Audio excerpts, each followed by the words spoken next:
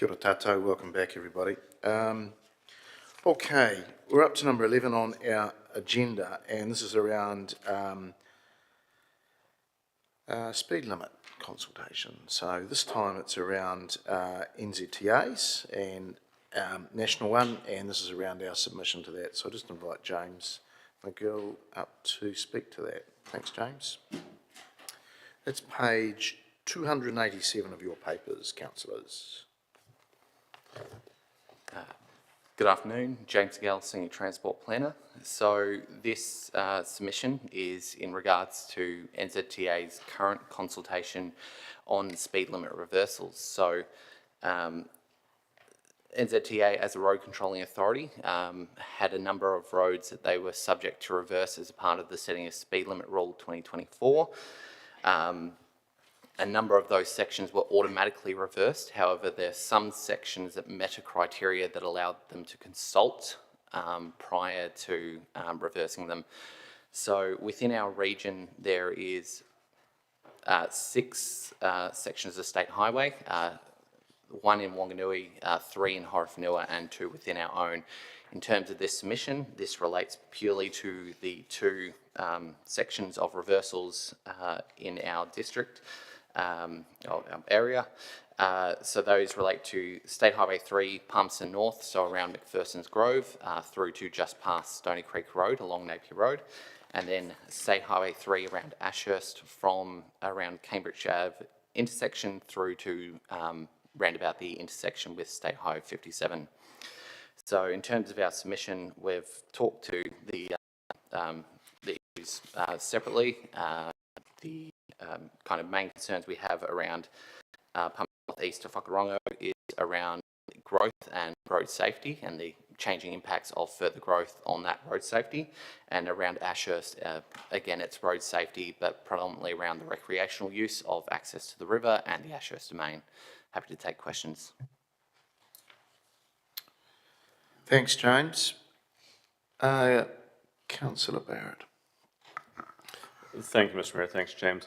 Just in scanning through the submission, it seemed to focus quite heavily on the kind of safety elements and kind of a, I guess, to my read of it, more of an engineer's kind of analysis rather than necessarily kind of community voice. And it seems, you know, from my recollection, there's been frequent times of having long-term plans or other consultation processes that, you know, concerns around these areas have been raised from the community. And I wondered, I guess, if had you made any effort to kind of gather in that community voice side of things as well?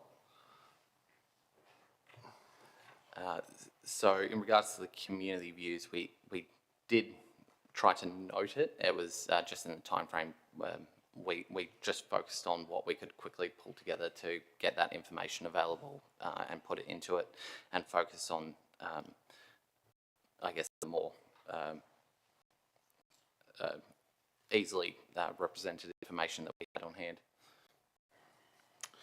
Great, thanks. Also wanted to ask, and I realize this is kind of a reasonably fast-moving situation, but beyond submissions, what kind of options are potentially open to council? And understand, in particular, there may be a judicial review coming of some of the ministers' approach in this area, and just wondered what options might be open to council above and beyond the submission process that we're contemplating here. So I might refer to legal to talk to the judicial side of things.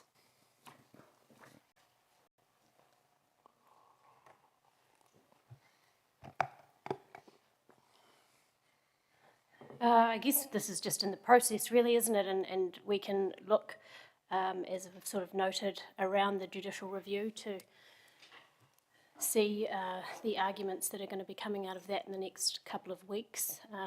But it's in terms of this submission, it's part of the parliamentary process. I don't really think we can get involved in any other way, unless I'm missing something somebody else might like to comment on. Thanks for that answer. That's appreciated. No further questions at this point. Thank you, Mr. Mayor. That does bring up a good, I suppose, perspective on it. The planning side, which is well versed in terms of the city is urbanising out that way in Napier Road, certainly to Whakarongo School, that will all be sections within the next 5 years, you know, maybe even sooner. Am I right in that perspective? Yes, that is correct. That environment is changing and becoming heavily urbanised. So I'm not a little bit like Councillor Barrett. I'm seeing all the safety stuff, which is great. But the track record on that debate or argument with the government doesn't seem to wash too much. So can we add something about the planning as well? Through you, Mr. Mayor. I sort of refer, I mean, that was front of mind when we were working with James and the officers in terms of collective officers pulling this together. And I refer you to paragraphs 14 to 18, talk about integrated land use and transport planning in Palmerston North. There's a number of references there to the fact that basically all major residential growth areas in Palmerston North are facing significant constraints in terms of their relationship with the state highway. And that NZTA aren't really responding appropriately to the planned growth of the city. So that is, in my mind, a significant part of the submission. Yeah, I suppose even going down a little bit harder and saying actually there are houses being built there at the moment. So a lot of that stuff is around Roberts Line, I mean James Line, I mean it's all urbanised now. Anyway, I suppose we can an opportunity to speak to this. How's it working? Is there a select committee process in this, or? This is a process being led by NZTA, so effectively it's just them doing internal. I don't believe there's any kind of hearing process as a part of this. That fills me with hope.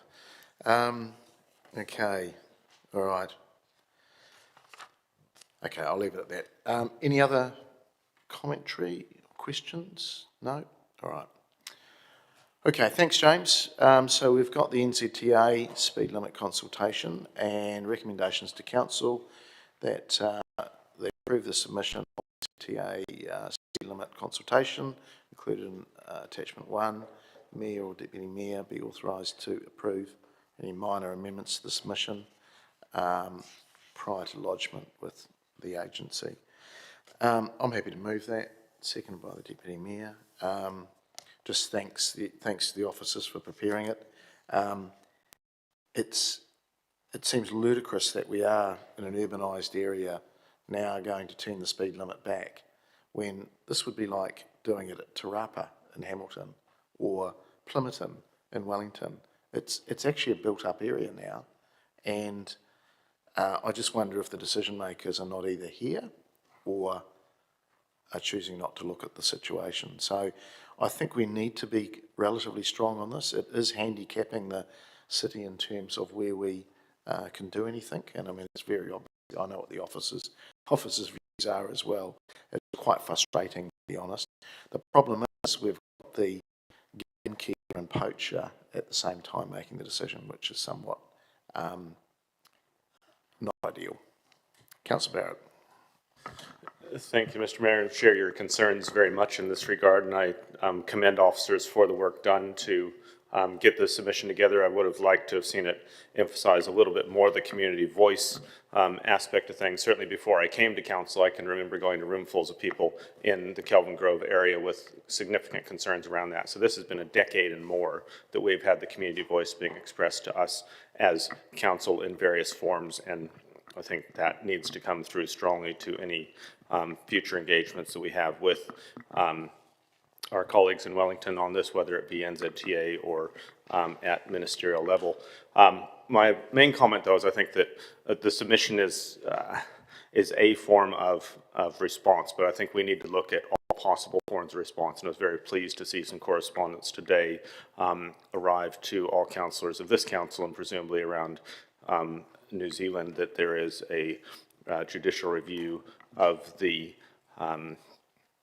minister's approach here being taken, and I think those sort of responses are justified when we have significant overreach and significant risk being brought into our communities through some of the decisions coming that seem to be more driven from kind of an ideology rather than actually a practical of what's actually working well in the community. So I do hope that we, as a council, look strongly to other opportunities to address this challenge that we're facing, because I think the submission is a good step, but probably not sufficient in terms of actually getting the sort of action that we need for our communities in these specific areas of concern around speed. So look forward to developments in that space, and thanks again to officers for the effort put into the submission to date.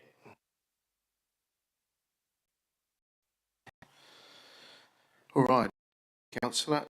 Yeah, I think we've got a few options, so I think we've got to try and leverage everything we can, and we'll be trying to speak with some evidence to our colleagues at the agency. So we'll vote, please.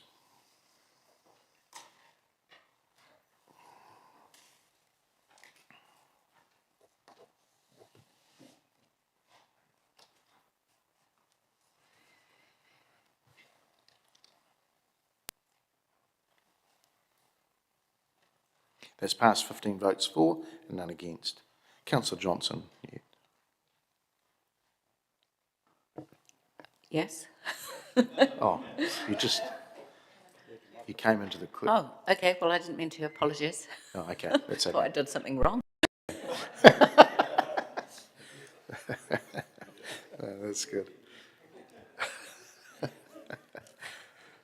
All right. It's good to see we've got a sense of humour on a long day. So anyway, we're to our next order paper is number 22, and this is around classification of setting of road speed limits, and this is a supplementary paper, and invite up Peter Ridge, planner, and James McGill from the transport team as well. Gentlemen.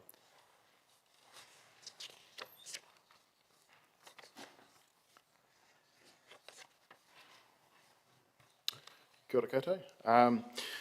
So the memo that you have before you today follows the consideration at last week's Strategy and Finance Committee regarding speed limit reversals. We're presenting this to provide some additional clarification on the classification of roads in relation to speed limits. So to begin with, I'd like to emphasise that officers stand by the advice that we provided to the committee last week. As officers, we're confident that the proposed road classifications that we indicated in last week's report represent the best fit based on the descriptions of those classifications provided by NZTA. But we note in the memo here that there are alternative interpretations of those classifications and different ways to read them. Excuse me. And that became particularly clear through the debate at the committee last week. And the purpose of this memo, therefore, is to shine a little light on those alternatives and how the classifications work and how we reach our recommendations. We note that these alternatives give us potentially some options. So there are optional recommendations in this memo that if you were of a mind to consider, you could choose to move those as you see fit. To speak to those classification options in relation to the roads that we described in our previous report. For Tennant Drive, for instance, we did consider a classification of peri-urban. We didn't think this was as close a fit as Urban Connector, hence why we recommended Urban Connector. But if there was a different view, if you believed that peri-urban was a better fit, then you could choose to classify as peri-urban. And if you did that, then Tennant Drive would not have to be reversed back to its prior speed limit. In a similar way with Railway Road, this is a mix of an urban street and a rural road, depending on the break in those along that stretch of road at the moment. We didn't recommend that in our original memo because we believed that was a fairly complex approach to what we were trying to keep as a fairly simple process. But again, if you believe that classifying the first part of Railway Road as an urban street and the latter part is a rural road, and you believe that that's a better fit than urban connectivity, which is what we recommended. And you could make that today, and that the road has to be reversed to its prior speed limit. And the final point I'd like to make is another point that came up at last week's meeting, and that's the question of what are the consequences for council's decisions in this space. So we've checked the rule to get a very clear position on this. The rule states that if the council is believed by NZTA to be non-compliant with the rule, which isn't defined, then the council, NZTA may choose to issue a directive to the council to change the speed limit as they see fit. If we choose not to do that, and they have to come in and set the speed limit for us, then we are unable to change the speed limit on that road for 3 years without their approval. So there is a risk that I think is important to note here, that if we are found by NZTA to be non-compliant in this space, they could effectively lock us out of changing the speed limits for those roads for where we are non-compliant for up to 3 years.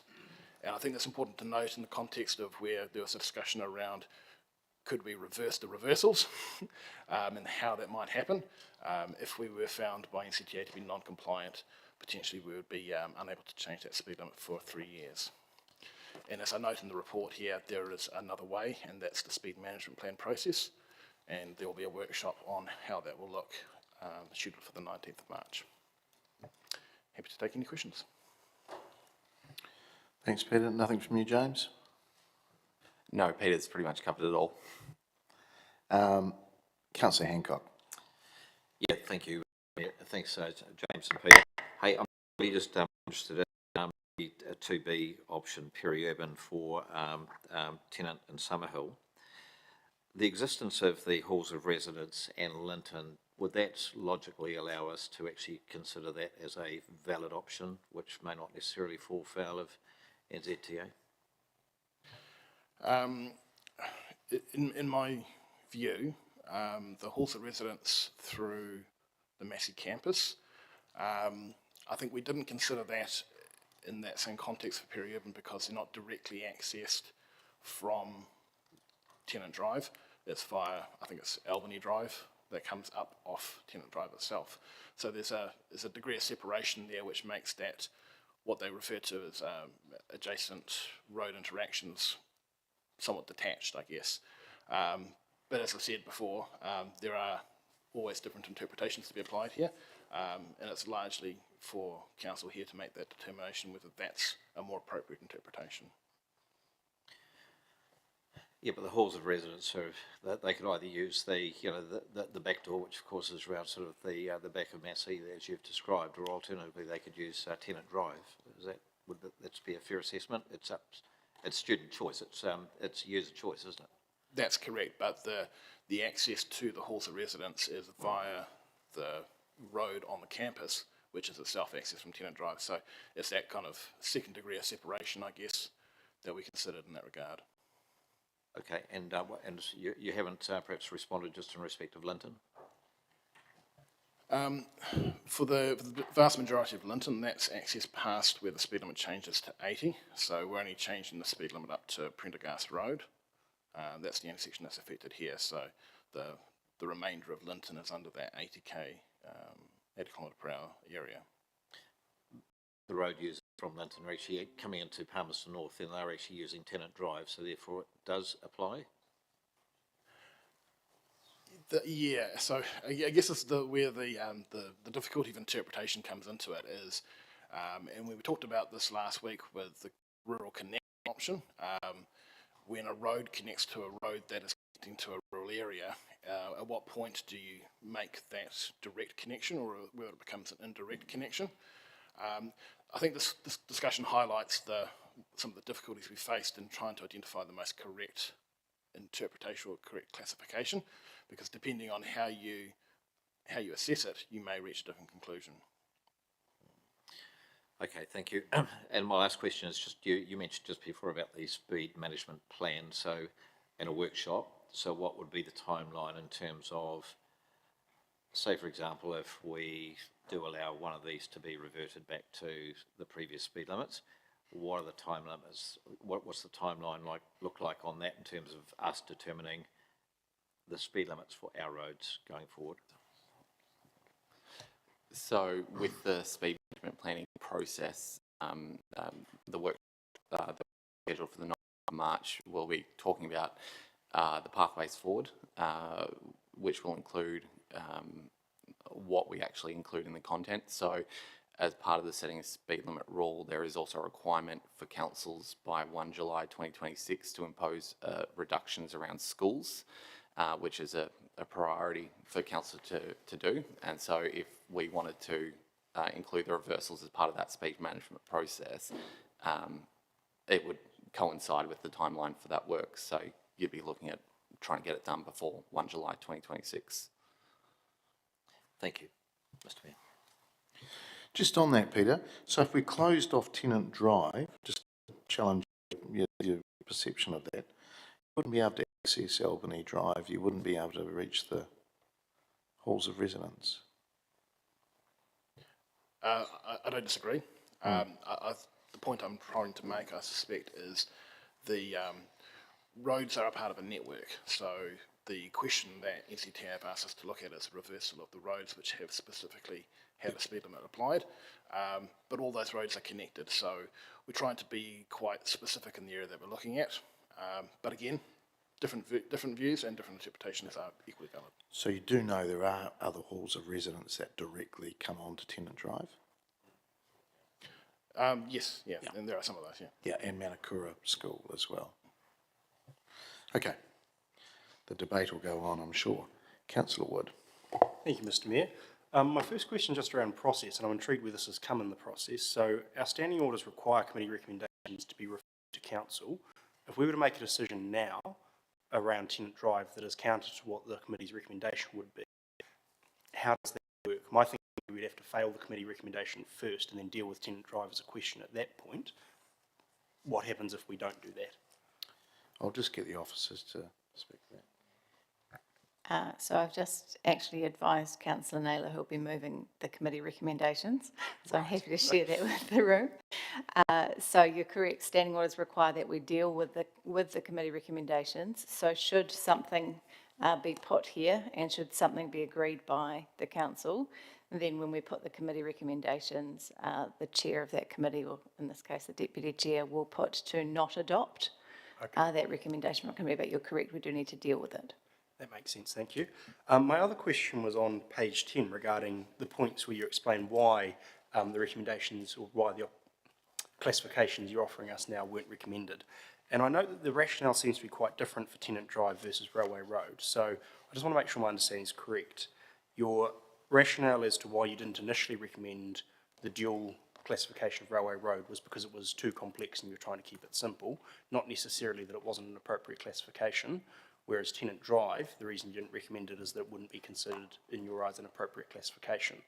The reason I think that's important is I need to understand the risk that we're taking in terms of triggering NZTA's powers. It depends on the rationale for why those weren't recommended in the first place. So would that be a fair summary?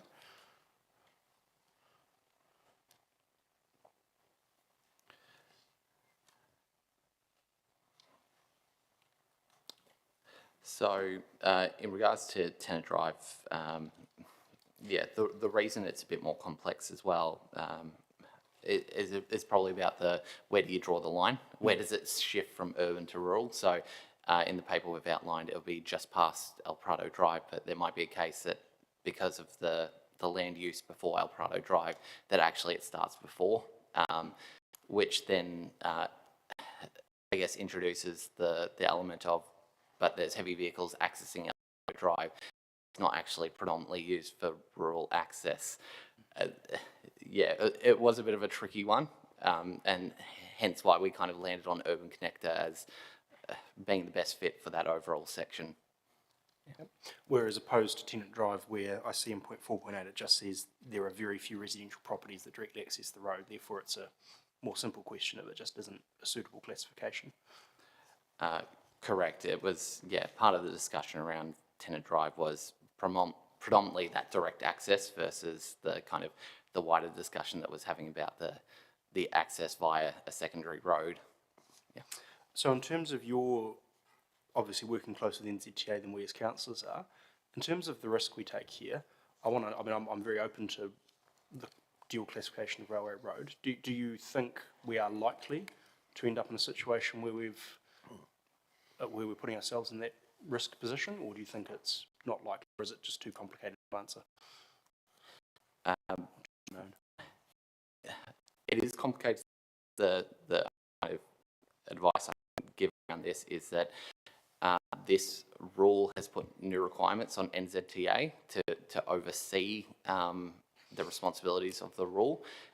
So it's not like someone's basically got a job to do this. This is something that someone's getting tacked onto their job. So whether they're going to be able to deliver it and do a full audit of every single council, or whether it's targeted, I can't really say. Okay, thank you, Mr. Mayor. Thank you, team. Councillor Johnson. Thanks, Mr. Mayor. So I just want to explore this process that NZTA could invoke if they decide that we haven't complied with the rule. The way you've set it out in the paper as a series of dot points, is that a kind of a flow chart? So the first thing is give us notice in writing, give us opportunity to respond. And then if we responded and said, oh yes, all right, it's a fair cop, we'll change it back, would that be the end of it? Or could they go straight to any of these points?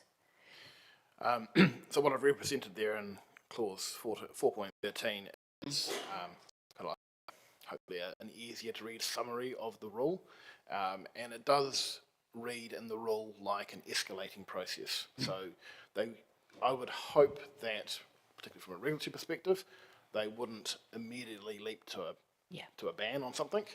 They would take a step of asking us to change what we've done first before stepping in more directly. Okay, that's good to know. And then there were some statements made by perhaps some excitable councillors last week to say that what we were doing was illegal or against the law. Is any of this illegal or against the law? I don't know that I can answer that question directly. I think this is why we pointed out the steps that NZTA would take regarding compliance with the rule. And I think the question there is, I've used that word quite carefully, compliance as opposed to legal or illegal. As the regulator, NZTA determine what would be compliant. So they would determine whether what we have done is compliant with the rule. If we were to take the step of classifying a road and it was an incorrect classification, I'll use an extreme example. If we were to classify Tennant Drive as a beach road, I would imagine NZTA would take that as being non-compliant. Where there is a degree of interpretation, it's harder to say whether that is going to be classified as compliant or not. Okay, thank you.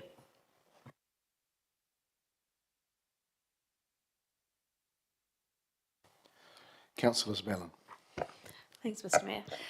Thank you. I just had a question that's prompted by some of the earlier questions about the intersection of Tennant Drive and Prendergast Road, is that there's now a school there, Manukura, which wasn't in place in 2019. So just in walking through this process, under this new classification and the new rules, would we be required to reverse the speed limit now or by the deadline, and then in 1 year's time we'd be required to implement a variable speed limit? So in terms of the variables, the school limit, the variable speed limits outside schools, it's measured from school gates. So we would need to check I guess where the school gate sits as opposed to whether it would impact on that road. Do we know what sort of benchmark there is for that, or what are the minimum distance or access points that need to be considered? So I believe 300 metres is Yeah, I can't be 100% correct, but from memory, I think it is 300 metres from the gate either side. So it effectively creates a 600 metre stretch for the variable speed limit. But please don't quote me, that could be slightly off. Right, okay, so that could be a variable speed limit on Prendergast rather than on Tennant Drive? Potentially, yes. Okay. And is that the Prendergast intersection is where we would look to change the speed limit? That's the sort of outside point of that? The stretch of Tennant Drive that's under question at the moment goes up to the intersection with Prendergast Road, and that's when the speed limit changes to 80 kilometres per hour. From Tennant Drive at the intersection with Prendergast Road on towards Linton, where it's 80 kilometres, that was another speed limit that was changed in 2021, but it's not required to be reversed because that's classified as, I believe, a rural road. Okay, so then the access the Manukuta School would be right on that speed limit change and potentially a variable speed limit as well? I believe so. Again, I need to check the map and the location, yeah. Okay, thank you very much.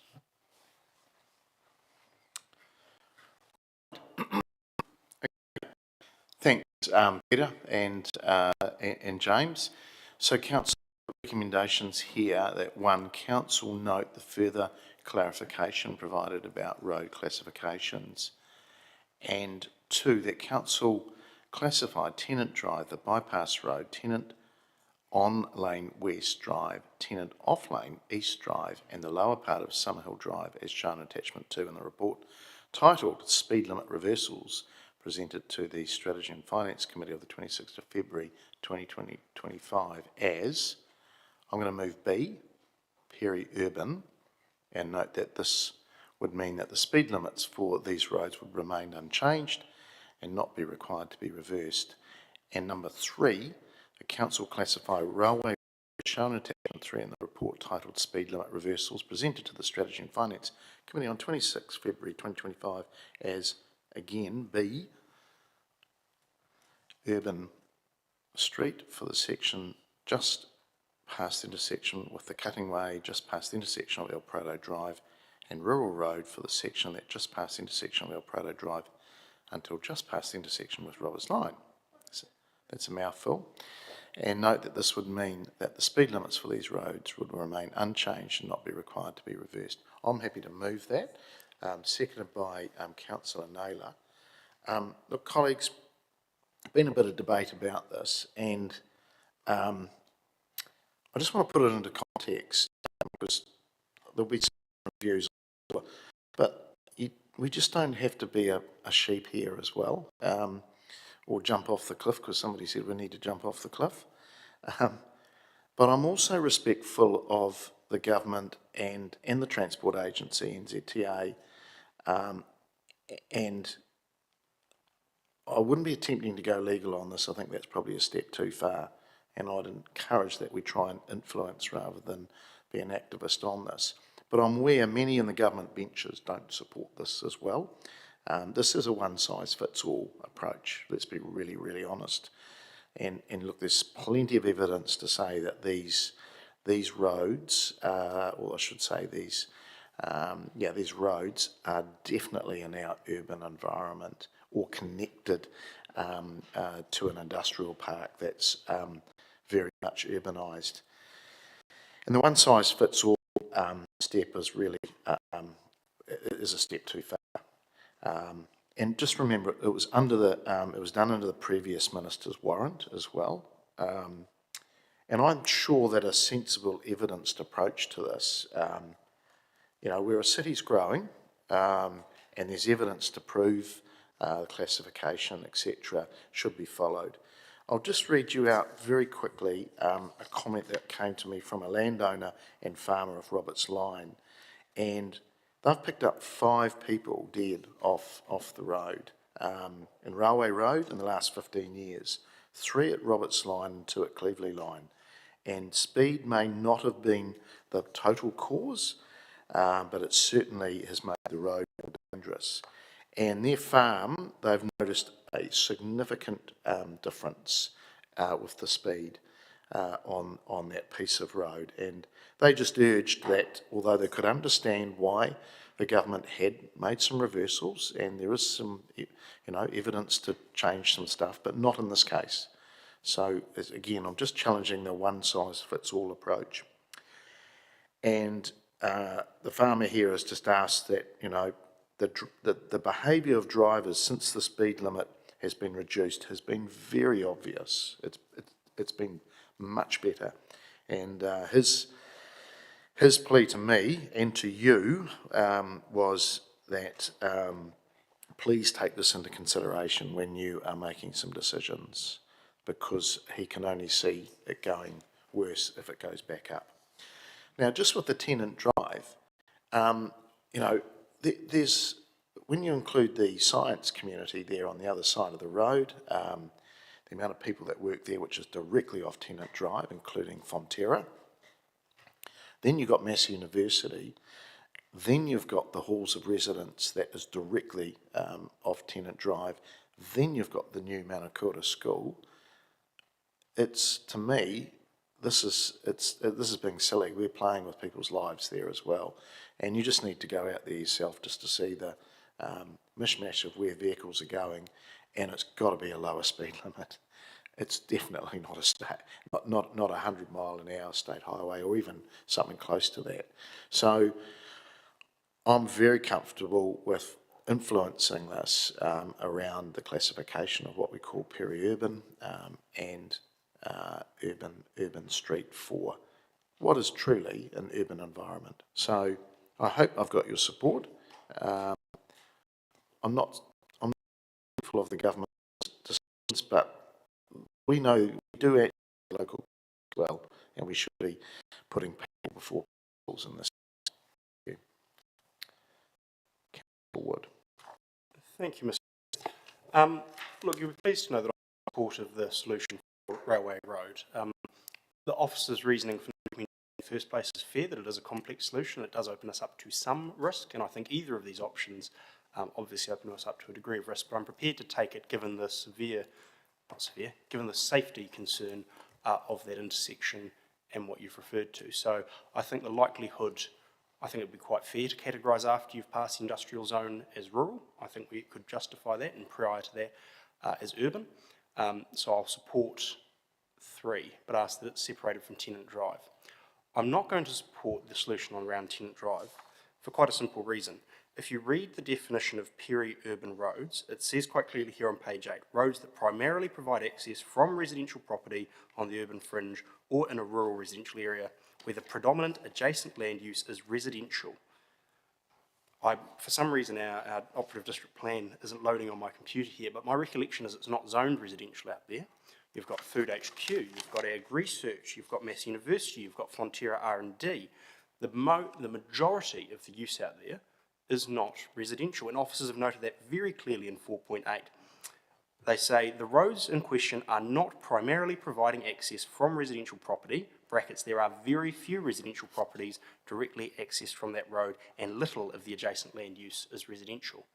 So I think in terms of the risk we run of triggering that NZTA process, I think the risk is much higher with Tennant Drive for the classification that we're trying to put forward than it is with Railway Road. So that's the reason that I'm prepared to support Railway and not Tennant.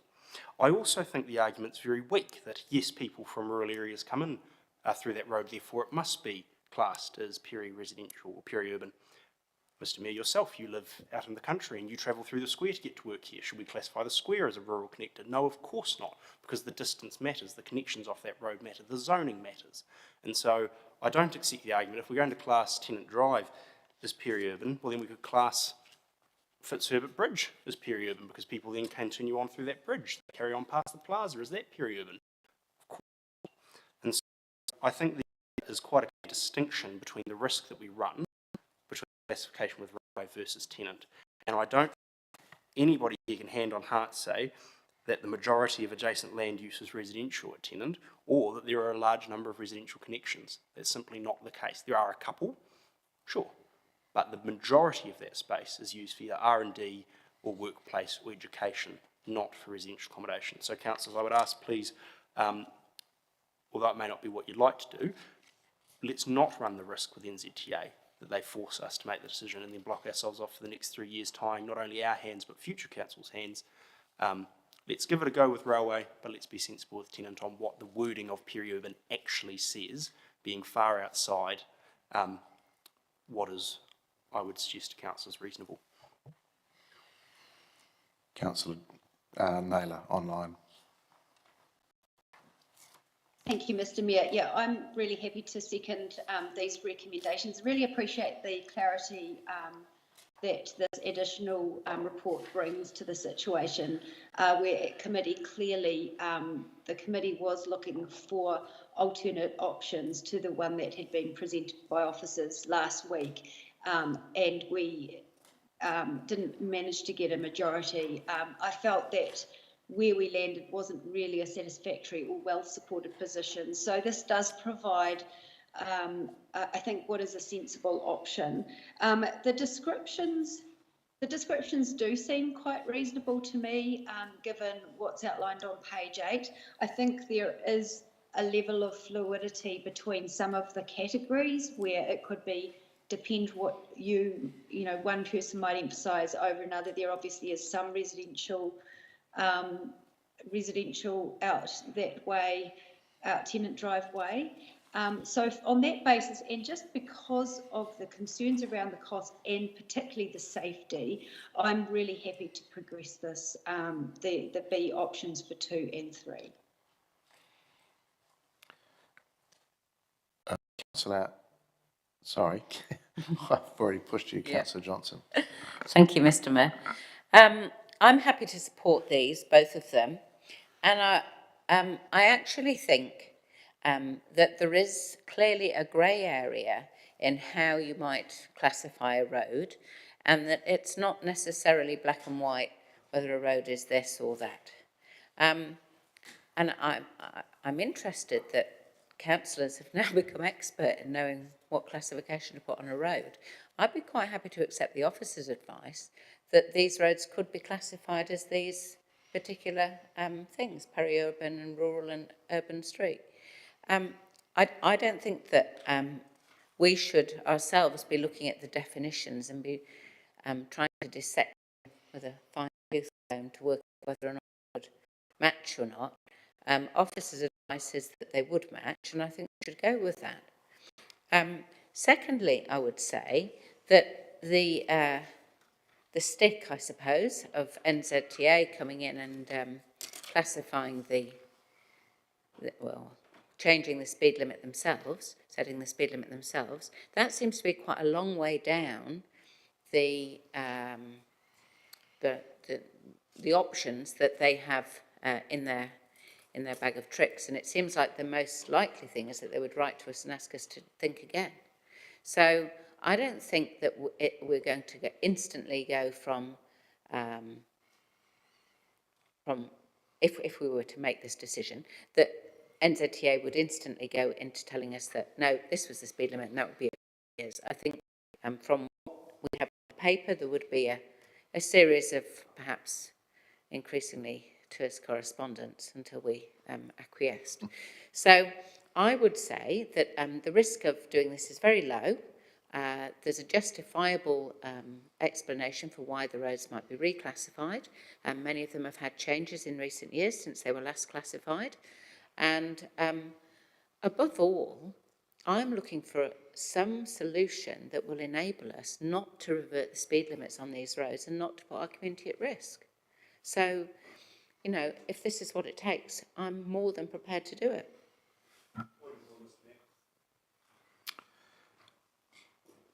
Yes, councillor. Thank you. I just think it's worth noting the last speaker just suggested that it was the officer's advice that it could be classified as peri-urban. I know 1.3 of the report, it states the officer recommendations provided to the Strategy and Finance Committee remain our best advice. It is not officers' recommendations that we make these two changes. I think that was misleading to the chamber. Okay. Councillor Johnson. Sorry, just to come back on that, I think what I actually said was that officers are given the option of classifying it as peri-urban. They had said that they thought that was reasonable, not that that was their best advice. Okay, we'll just take it that there has been some advice given, and you make a decision. Well, Yeah, we will. Councillor Hancock. I hope I'm not going to be too provocative, Mr Mayor, and create a point of order. I guess I've just got a couple of things to say, and that is the existing speed limits that we have got, we got there through a speed management plan, and that was with consultation with the community. So, so we've landed where the community is actually comfortable with those speed restrictions. The rationale for a blanket reversion of speed limits just does not exist. There is no rationale for that whatsoever. And neither is there any evidence that there is actually going to be any benefits from increasing speed limits. But there is a great deal of evidence to support that lower speed limits means less road trauma. These are our roads, our networks, so they're our responsibility. So the overreach by central government in this instance is actually not welcome. I was speaking to somebody from Massey the other day, and they said the halls of residents are full. First time in a number of years. So there are a large number of students out there who will be accessing the city via Tennant Drive. The point raised by Councillor Wood really is around sort of, I guess, the second guessing what NZTA might do. But the point is that what we're actually trying to do here is reasonable, and it is actually in the interests of our community. So therefore, I don't see that NZTA is going to come straight back and give us a big bite on the back end. We are doing what is reasonable and is what is appropriate for our community. So please support both of these recommendations, which I'm very grateful that to the mover and the seconder for putting them forward. Thank you. Councillor Barrett. Thank you, Mr. Mayor and colleagues. Was away from the chamber last week, and any time a speed limit debate comes up and I'm away, I have a bit of FOMO. That was well and truly borne out when I saw that there was tied votes and all the rest. So I do appreciate officers' work to bring some more comprehensive advice around this and to help us have a rational basis on which to make what is ultimately a political decision about what's in our community's best interest today, and very much commend the mayor for leading out these two recommendations, and I think as presented, his rationale stacks up very well indeed to ensure that we have continued safer use of the network. And I really welcome this approach as being a pragmatic and practical response to what could have otherwise simply been a protest vote, but actually finding a path through that puts forward a rational approach to continuing to deliver the sort of speed environments that are working well, and go through any subsequent process that may arise after that. Really in both of these areas, but I'll speak mostly to Tennant Drive, being a person that does use that area on a very regular basis, and have a number of colleagues in the Food HQ kind of area. The difference in how that place works since the speed limits were changed to what they are now is remarkable in terms of the ability to access the Massey campus, to access the Fonterra and Food HQ. It is working much better, feels much safer, and I have not seen the sort of carnage that I remember seeing in the 2000s and 2010s in those kind of areas. So very keen that we do uphold our commitment to a safe and livable transport network, including the safer speeds that are currently implemented there. I think that Councillor Hancock's use of the word reasonable was a very good way of summing up what we are looking at here, and I would hope that folks can find their way to supporting both of these recommendations so that we have a clear response and well-reasoned response to NZTA's direction here. Thank you. Councillor Meehan. Thank you, Mr. Mayor. I just want to enforce that the officer's advice was what we received last week at the Australian Finance Committee. We demanded they needed to come back with something else. We decided we knew the road in better than them, and we asked for change. They're giving us the other options. On the point of safety, and on the point of I love shoving it up the beer, I do agree, and I will vote and support support this, because I do believe it's in the best of safety. And I don't think, when looking at the whole picture, that NZTA will really come back and bug us too much over it. All right, okay, we're going to vote on them separately, but if I could just a quick write a reply, look, hopefully common sense prevails here. I repeat, one size does not fit all, and I think the rationale, even those that were perhaps in favour of this initially, it just doesn't stack up. I mean, this is around people's safety first and foremost, then classifications or principles. And it's not just we're not being anti-government at all. It's around understanding, Tennant Drive, as Councillor Barrett said, is a much better place now that the speed limit is a lot lower. There are halls of residence there around the food side. There's halls of residence around the mass side. There are literally thousands of people accessing Tennant Drive, either for their homes, businesses, schools, institutions. Really, the risk is much higher if we do the opposite. So the risk is really low on this decision. I think it's giving our colleagues at the agency a solutions-based decision. I think it's a reasonable response. It's not anti-government at all. And it's just, I think as somebody said, we do know our local roads. Tennant Drive part, I actually feel stronger about the Tennant Drive part too, because it is busier. And look, please, common sense, just think common sense. We'll vote, please. Number 2 first.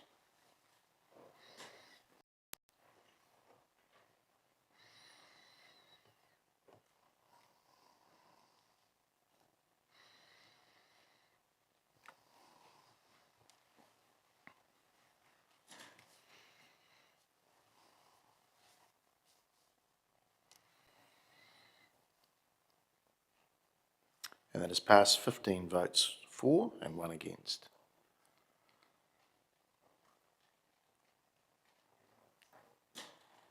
Okay, and we will go now to 1 and 3. I'll ask you to vote, please.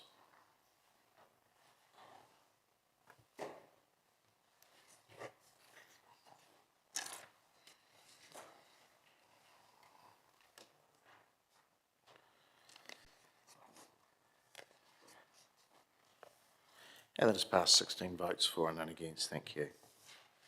Okay, moving through to number 12 on our order paper. Sorry, we're jumping around a bit here. And this is around a submission on the Resource Management Amendment Bill, and this is around the consenting and other system changes. I'll invite John Ferguson Pye, our Manager City Planning, and Greg Vossler, one of our other planners. Welcome, gentlemen. Thank you, Mr. Mayor. Kia ora koutou, everyone.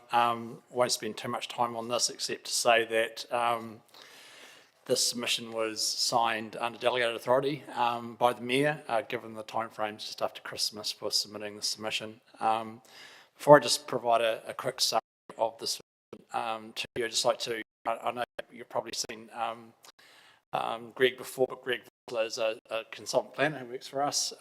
He's been helping the planning team sort of 1-2 days a week, just supporting some of our junior staff to build some capability in the team. Greg was here in the 80s and the 90s and oversaw the first generation district plan and has lived in the city for a long time. So it's good to have someone on board who is local and understands the city. And he wrote this submission with some guidance from council officers. Look, this submission really relates to the government's second tranche of RMA reform. So this really is this tranche of amendments to the Act really is sort of very technical in nature. There's not any sort of wide-ranging sort of philosophical changes to the approach of the Act. So really what we tried to do is just focus on those areas that we felt mattered and also just talked about, I guess, where we supported a change, or where we thought we could add more value to a change and with an amendment. So the focus really of the submission was sort of in the infrastructure and energy area, housing, so the streamlining of decision-making in that area, emergencies and natural hazards, consenting. So that was very much just around making sure that there's more efficiency around decision-making, more timeliness around that decision-making, and also some around the issue of enforcement. So just it was providing councils with some more options and powers with respect to enforcement. Look, also just signalling tranche 2, there's some more change that will be coming our way that we'll be talking to you about this year. I think there's a big year of change in front of us with RM reform. And we have this bill, but we also have changes to national direction, so national policy statements and national environmental standards. There will be changes to 14 of those and 7 new ones, so we're going to have to respond to those. There is the RMA Replacement Act, so there will be 2 amendment bills to replace those, as well as obviously a new regime to replace development contributions. So there is a lot of change coming our way in the RM space, and in some cases we may not get the opportunity that we have in the past to give sort of the full feedback that we'd like to give to central government, especially with the changes in national direction. That is a decision that is given to the minister and doesn't sort of go through select committee or anything like that. So just a heads up. Also with that national direction, I'd just like to point out that there is going to be significant change to the MPS for urban development, which is likely to mean that my team will probably have more obligations around data collection and monitoring of development in the city than we have in the past. So there is a lot of change coming our way. Anything I've missed there, Greg? Thank you, John. Yeah, so I think the main thing that John was trying to impress on elected representatives is the fact that there's a lot in the wind. And in that respect, sort of being cognizant of the fact that some of these changes and that will have a material effect in that sort of on the city and its residents is really important. Key thing, I suppose, is in the absence of being able to have direct involvement with the likes of the Ministry for the Environment in relation to the preparation, if you like, of national direction, and quite importantly, the replacement legislation means it's really important that the council itself is really mindful of the fact that there is a need to properly resource a response. And I suppose the things around that is being, sort of the timeliness of the response. As John very rightly pointed out, it looks as though in terms of the replacement legislation for the existing RMA, the only ability will be through the select committee process, which doesn't give this organisation nor concerned residents an awful lot of time in that to sort of rally support or opposition to what's proposed. So I think the key thing is being vigilant and being, well, as far as possible, being abreast of change that is in the wind. Thanks, Greg. Back to you, Mr. Mayor, with respect to questions. Thank you, gentlemen. Councillor Barrett. Yeah, thanks, John, and thanks, Greg. Was interested in the information that came out around the bill, especially around the doubling renewable energy side of government's rationale around this legislative direction. I didn't see really anything in our submission kind of responding to that per se, and I was a bit surprised, I guess, given that we have quite a bit of renewable energy business interests and potential future development in the area. So just, I guess my question is, why were we silent around the energy side of the initiative in terms of our submission into the process? Yeah, thank you, Councillor Barrett. If you could just maybe sort of expand on what you're referring to in terms of the doubling. In the second paragraph of the submission, where you talk about the reform program that's underway, the objectives, as you've identified there are, the second dot point there is around infrastructure, including doubling renewable energy.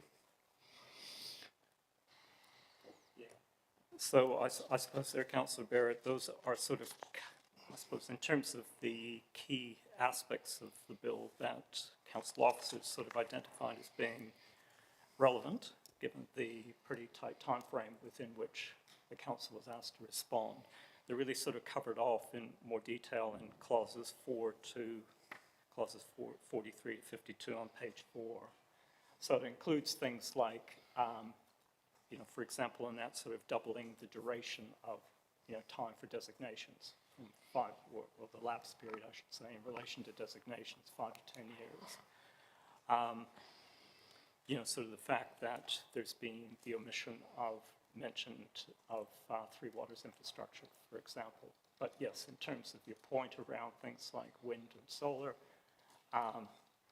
we were working within the bounds of what was contained within the bill and sort of responding to what the proposals were that were put forward to the public in relation to matters relating to energy and infrastructure.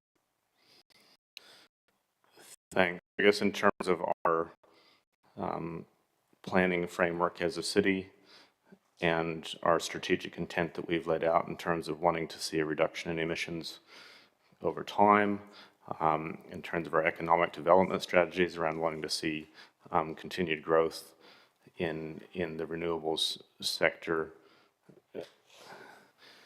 I guess, is there a gap in terms of anything further that we as council could provide in terms of direction to ensure that we see renewable energy as part of the future of this city, and when we have chances to advocate for it, that we would?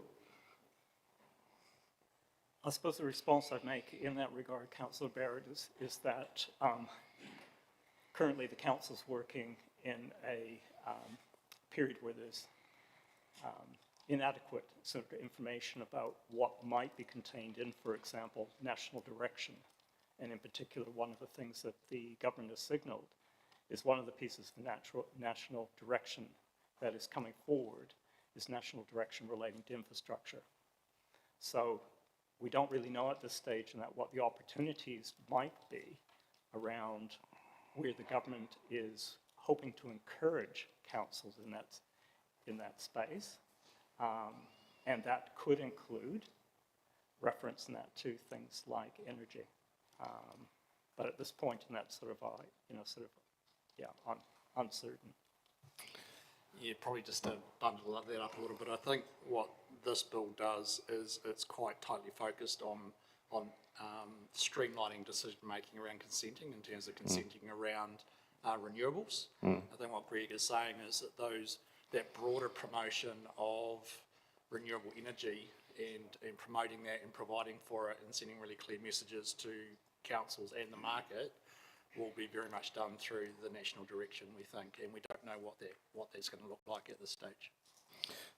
Thanks. I mean, I appreciate those responses, but surely the point of a submission is to influence thinking in Wellington so that when national direction comes, and to package that up as a question, I guess, what consideration was given to opportunities within this submission to actually advocate for things that would lend themselves towards national direction that would be beneficial to our community? I think the answer to that question is our focus, given the focus of the legislation was around system changes, that at that point we didn't think that this was the appropriate instrument to do that in. If there was some oversight there, then we'll certainly take that on board. Our view was that the bigger gains and the bigger picture will be with NPS legislation that we think will make these things easier, but we just don't know what that looks like. So, yep, take that on board, and happy to give that more consideration next time that we look at a submission. Cool. Thank you both. Mr. Mayor. Councillor Johnson. Thanks, Mr. Mayor. Thanks, Greg. Jono. I noted a lot of comments about introduction of ministerial regulations and then our submission talking about ministerial overreach. If you were to sort of summarise the trend in this proposal, is the trend, would it be fair in my interpretation that the trend is to remove powers from councils and to invest them in the minister? Yes, thank you, Councillor Johnson. I think it's part of a ever more apparent trend where power is being wrestled back to the centre. We've seen that quite a bit over the last years, and what we're seeing within the context of this bill is sort of a further reflection of that, where, for instance, in that the concept of subsidiarity, sort of the notion of having decisions being taken, sort of where there is a community of interest, seems to have lost favour. And part of that, I suppose, is a sense, maybe at central government level, that councils are perhaps in that sort of not serving the best interests of their community. So yes, short answer to your question is, to my mind, and that sort of is very much a reflection of, or an ongoing reflection of where central government is moving in terms of being more directive. And I think we'll continue to see more of that. Right. And given that, and I noticed that you've mentioned it a couple of times, are appropriate checks and balances in place to counter all this additional power resting in central government, or is it really on the minister's whim? Yes, certainly in terms of some provisions that were included within this proposal, there appears to be more of a overt attempt at building in checks and balances, which I think is really good. At the end of the day, though, as Jonna was referring to previously in terms of things like future national direction, that goes through a process which doesn't involve Parliament. So that goes through Order in Council. And the national direction is issued by the minister. So for argument's sake, when you sort of look at the evolution of national direction that since the advent of the RMA, there's been a very clear, again, sort of refocusing on national direction becoming more directive. So we're seeing policies included within national direction which are quite directive in their nature. And that sort of is evidenced through things like the National Policy Statement on Urban Development and freshwater, for example. Yeah. So it's a sort of thing that, once again, these are mechanisms that are available to central government to work outside of the normal sort of lawmaking process to try to influence that sort of how councils exercise their responsibilities under the RMA. Thank you. Thanks, Mr. Mayor. Great. All right. Thank you, Jono. Thank you, Greg. So, councillors, we have, this is a submission to the Resource Management Amendment Bill around consenting and other system changes that council received the memo dated submission on resource management, consenting other system changes, amendment bill. I'm happy to move it. Seconded by the Deputy Mayor. Councillor Barrett. Thank you, Mr. Mayor. Just very briefly on this, I do think the submission in the whole reads quite well, and I think the points made around the centralization of power, ministerial escalation of ministerial powers, etc., were well made. The point that, no surprise to you all, given the line of questioning, I think any time we get a message out of Wellington that goes, hey, we'd like to double renewable energy, as a city that's already benefiting greatly from that industry and has continued potential and obviously the benefits of clean energy as opposed to fossil fuels, I would hope that in future we don't bypass any opportunities to commend Wellington in their direction. So if we had a time machine, we might go back into January. We don't, but I hope in future we take every opportunity we can to emphasize our support around renewable energies. Thank you.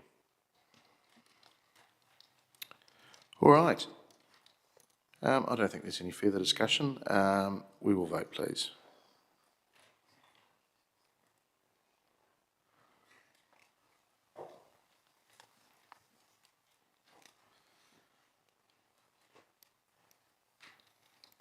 That is passed 16 votes for and none against. Okay. All right, we now move to number 13 on the order paper, and it's around our council work schedule, and that's on page 307 through to 309. Are there any comments to that? We have a recommendation there to council that council receives its work schedule dated the 5th of March 2025. Councillor Wood. Thank you, Mr Mayor. I just have an additional motion to go alongside that. Would you like to do that now or later? No, we can do it now and then we add it in. All right. Just a simple motion. Governance asked, was I just making a speech when I was referring to Kakatangiata wanting a report back, or was I actually wanting a report back? And to be very clear, I think it would be useful for this council to report back. I've been on here for, I believe it's over 2 years now, and I don't recall, certainly in a long time, at least over a year, a report on the progress of that. Particularly, it always bugged me that we put that extra money in and we didn't get a report back as to what even happened with it. I know there's some challenges with the zoning. I know they're having some issues, so it would be useful to have some oversight of that at this council table. So I hope you can support this. All right. I'm just looking, I've spoken to the CE about it. I'm sure it can be done. It's just gathering the material that's being worked on at this stage. Okay, well, I'm happy to move the substantive as well, seconded by the Deputy Mayor.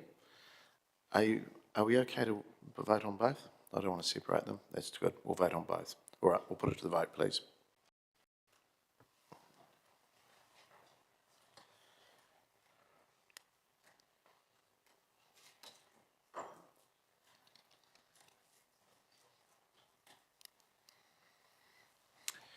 Okay, that's passed 16 votes for and none against. All right, we've got some recommendations from committees, and number 14 is around the Sustainability Committee. We're just waiting for catching up. Okay, it's number 14 on our order paper, page 311. This is around recommendations from committees. The first one there is around the Sustainability Committee of the 19th of February 2025, and I'll ask the Chair, Councillor Barrett, to speak to that. Thank you, Mr. Mayor. My pleasure to move that Council adopts the recommendations from the Sustainability Committee of 19 February 2025. Okay, and seconded by the Deputy, Councillor Bellin.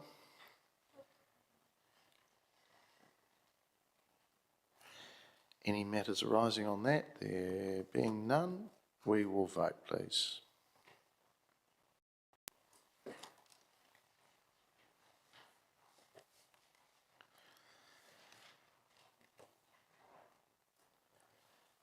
That is passed, 14 votes for and 2 abstentions.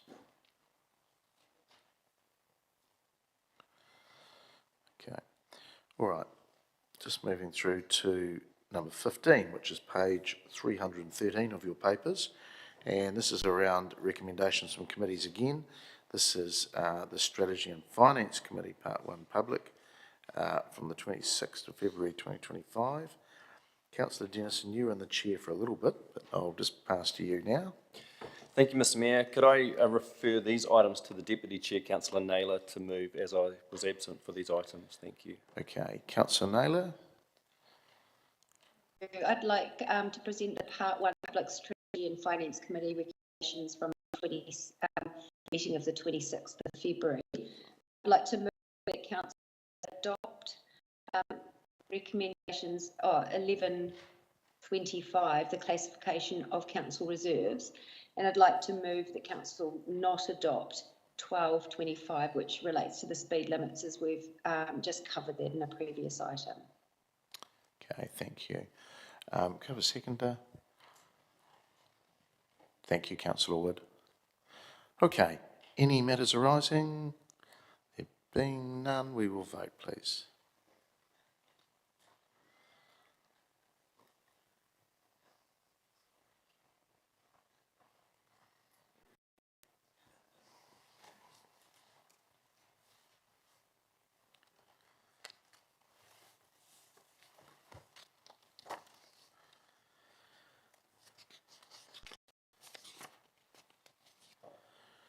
Okay, that is passed 14 votes for and 1 abstention.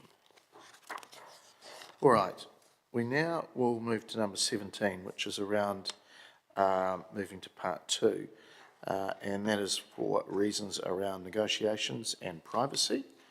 And I'll look to move that we move into part 2 and exclude the public, seconded by the Deputy Mayor. And we will have externals here that are listed there from Fulton Hogan, and I will again look to move those, seconded by the Deputy Mayor, and there being no commentary, we will put that to the vote, please.